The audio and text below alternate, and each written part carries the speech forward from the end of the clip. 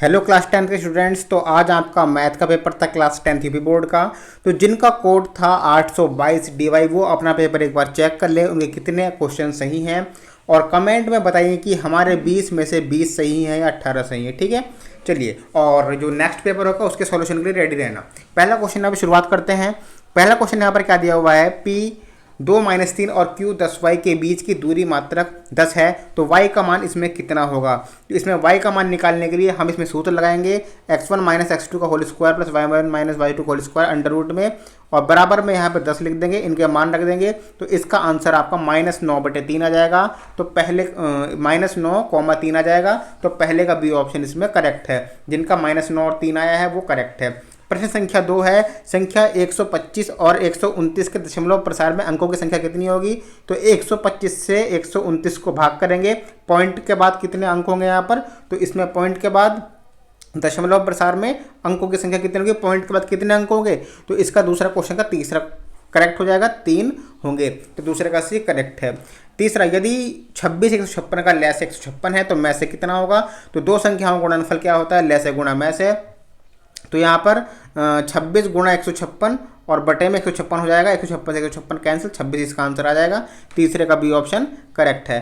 प्रश्न संख्या 4, वह बड़ी से बड़ी संख्या जिससे 245 और 137 को विभाजित करने पर प्रत्येक दिशा में शेषफल 5 प्राप्त होता है, वह कौन सी संख्या होगी। तो वह 24 होगी। चौथे का सी ऑप्शन इसमें करेक्ट है। जिन्होंने सी लगाया है बिल्कुल ठीक है। प्रश्न संख्या 5, यदि समीकरण 2x² + x + 6 = 0 का मूल 2 है तो a का मान कितना होगा। यहाँ इसमें x की जगह पर आपको 2 रखना है और a का मान निकालना है। तो आपका a का मान इसमें आ जाएगा -7। तो 5वें का डी ऑप्शन करेक्ट हो जाएगा। आपको बताना चाहूँगा आगे बढ़ने से पहले, क्लास 11 की तैयारी हमारे चैनल पर बहुत जल्द कराई जाएगी। तो सब्सक्राइब कर लेना RK सिंह स्टडी सेंटर को, ठीक है। चलिए, छठा क्वेश्चन यहाँ पर क्या दिया हुआ है, दो संख्याओं के योगफल और अंतर क्रमशः 8 हैं, तो संख्याएं क्या होंगी। यानी कि जो दो संख्याएं हैं ना इन चारों में से, उनका जो योग है, जोड़ है वो 8 है। तो 6 और 2 का जोड़ 8 तो है। अब इनका अंतर 2 है क्या, 6 में से 2 गए, 2 बचेंगे नहीं, 4 बचे, तो गलत हो गया। 5 और 3 का जोड़ 8 हो गया और अंतर 2 हो जाएगा। तो भाई इसी तरह से ठीक है, छठे का बी वाला लगा दो, ज़्यादा दिमाग इसमें नहीं लगाना है। छठे का बी ऑप्शन यहाँ पर करेक्ट हो जाएगा, 5 और 3, ठीक है। चलिए, 7वां क्वेश्चन यहाँ पर क्या दिया है, समीकरण 4x² - 12x + 9 = 0 के मूल कितने होंगे। तो इसके मूल वास्तविक और बराबर होंगे। b² - 4ac निकालने से पता चल जाएगा, ठीक है। तो 7वें का सी ऑप्शन वास्तविक और बराबर करेक्ट है।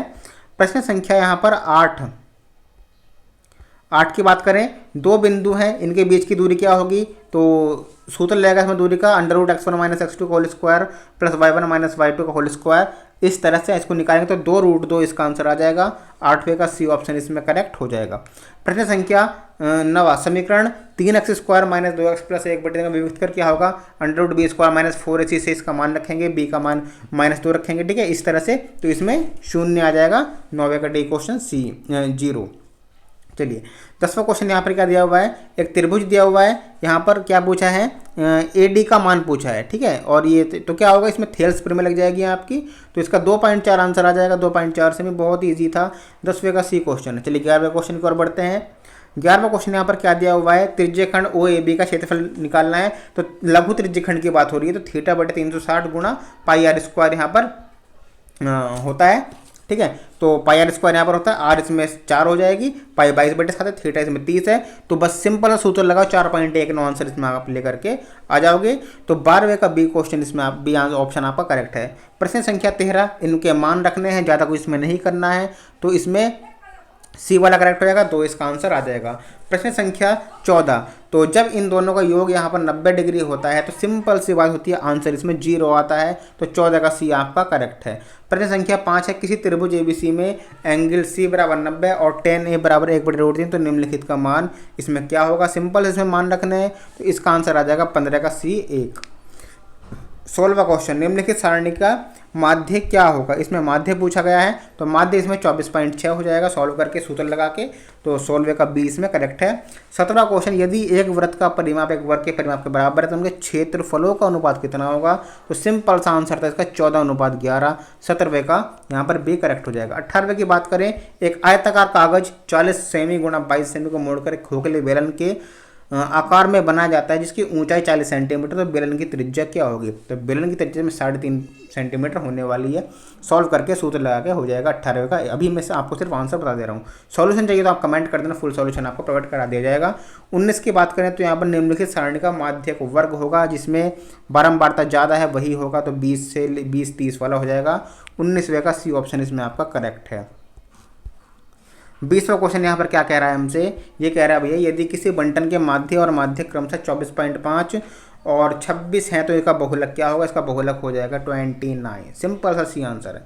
तो उम्मीद है आपको समझ में आ गया होगा, अपने से चेक कर लिया होगा। 20 में से कितने आपका ये आप कमेंट में बता दीजिएगा, हमें अच्छा लगेगा अगर आपके 20 में से 20, 18, 19 आएंगे तो। ठीक है, तो नेक्स्ट के लिए रेडी रहना। नेक्स्ट पेपर का सॉल्यूशन तुरंत प्रोवाइड किया जाएगा, पेपर के दिन ही तुरंत 1 घंटे में।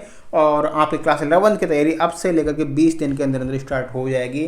तो भाइयों कहीं जाना नहीं है, सब्सक्राइब कर लो RK study centre. Thank you, जय हिंद।